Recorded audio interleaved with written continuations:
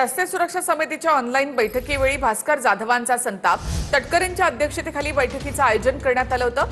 2 तास बैठकीची लिंकच मिळाली नसल्यामुळे भास्कर जाधव संतापली. सुनील तटकरे यांच्या समोरच याबाबत भास्कर जाधवांनी जाब विचारला. प्रशासनाने निष्काळजीपणाचा कळस गाठला असं भास्कर जाधव म्हणाले. दिशा समितीच्या बैठकीचं निमंत्रण मिळालं नाही अशी तक्रार होती असं तटकरे यांनी म्हटलंय. भास्कर जाधवांचं समाधान झाल्यानंतर पुढे काम सुरू केलं असं तटकरे यांनी म्हटलंय.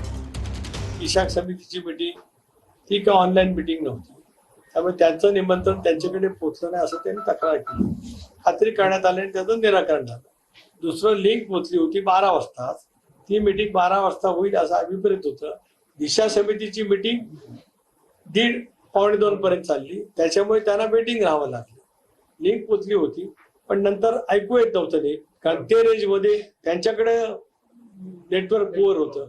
त्याच्यामुळे तो कमी 1-2-4 मिनिटांसाठी कम्युनिकेशन थोडंसं राहायला आम्ही थांबलो.